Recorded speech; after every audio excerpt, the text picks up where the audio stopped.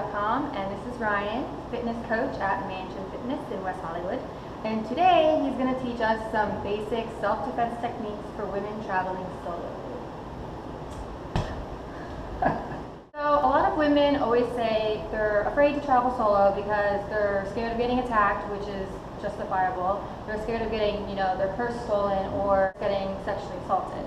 So today we are going to learn what us women can do to defend ourselves against potential attackers and potential dangerous situations. Yeah, so one thing that you always need to be aware of is your best case scenario is getting away as quickly as possible. What we want to show you is some techniques that worst case scenario, you'll be able to handle yourself, create enough space to then get away and get to safety.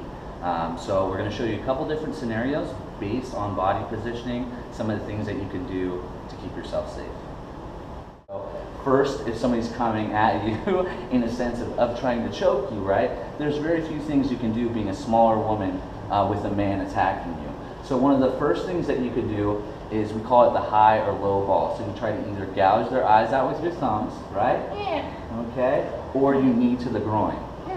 Yeah, we're definitely making sure that we're careful with that one, okay? But oftentimes the person might be bigger than you and you really can't reach. So try to go for the eye gouge again, and you can't reach, okay? Because they're trying to keep you at a distance. So the thing that you can do is actually hit them right at the bend of their arm. So I want you to hit me here. Boom, create that space, and then bring in for the eye gouge, okay? Or bring in for the knee groin. We also go where our head goes. So oftentimes somebody's choking you, I want you to push me in the head, away from you, and then turn and run. Best case scenario is to always create space and hit them in little sweet spots to where you can move their body positioning so they're not in the dominant position. So now let's talk about if you happen to get attacked from the back when you're walking. What you want to do in this scenario is to make sure that you can scream and get to help, because they definitely have the power position on you. To try to pull my finger back. So pulling this finger back, right, and then being able to scream enough, and then also be kicking and elbowing as this happens. And what you want to do is that will end up making them see that maybe this isn't worth it, or screw this, like I'm not going to do it. I'm going to get caught. She keeps screaming, and they'll just also bite their hand. Say if you have enough room there, bite into their fingers, things like that. Once again, turn and then create space, and then push away from the face. All those other things that we talked about prior, you can institute here as well. So another really important aspect of self-defense for women who are traveling solo is keeping in mind that you're technically one of the biggest targets wherever you are, because you have a bag, you look like a tourist, and they know what's in that bag and that they can sell it on the black market for a lot of money. And it's really important to be aware as well is that if somebody's coming up to you for a valuable item, that is definitely not worth losing your life over or getting bodily injury. In fact, I always carry a decoy wallet. It's a real wallet. I just have fake credit cards in it and my driver's license, and I keep my passport locked in my luggage, and I always just keep a copy of it on me. That's a great idea. Thanks. So we're going to facilitate this as if it's a knife. Somebody comes up to you as if it's a knife. Give me your cell phone. Ah! Okay? So instantly what you want to do is, just give them what they want, but all you have to do in case of first, act like you're looking for the item, but as you're doing that, slowly back up and create space, because it could take just a few seconds for them to come in and stab you or attack you. So if you can be creating that space. I gotta find it, hold on. Oh my god, there's so much stuff in here, hold on. Oh, there it is. And then throw it off to the side, creating enough of a diversion so that if they're really just after that, they're going to go to that and not worry about you, at which point you can bolt and leave.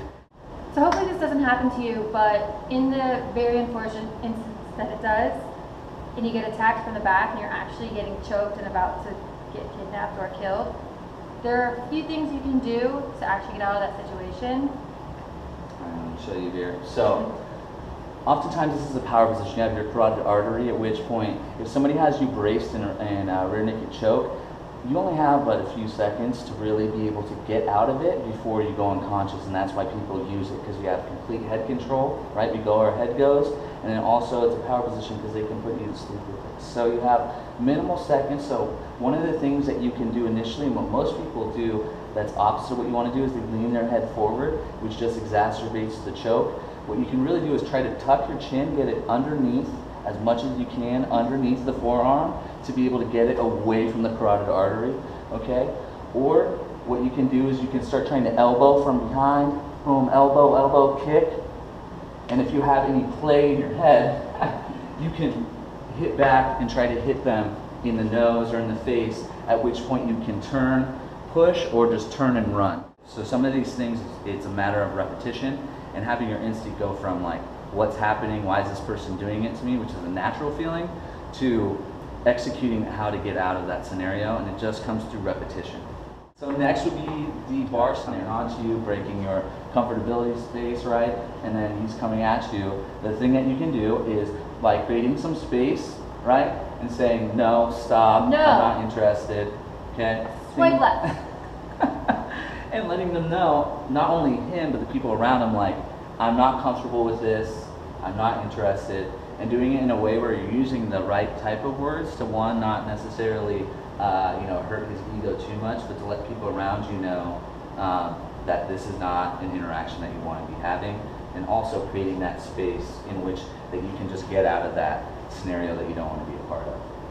A lot of times too, what I've noticed is that bartenders or waiters will actually take notice if you start to, push someone away and you're not comfortable, and they'll end up actually saying something to them. So if you do feel at that level of uncomfortable where you need to get away from someone or you need someone to be kicked out, don't be afraid to just say something to someone, because there's a good chance you'll get rid of them. So those are some useful tips that you can use. Practice and get aware of it. As much as striking is not a part of this, always remember eyeballs.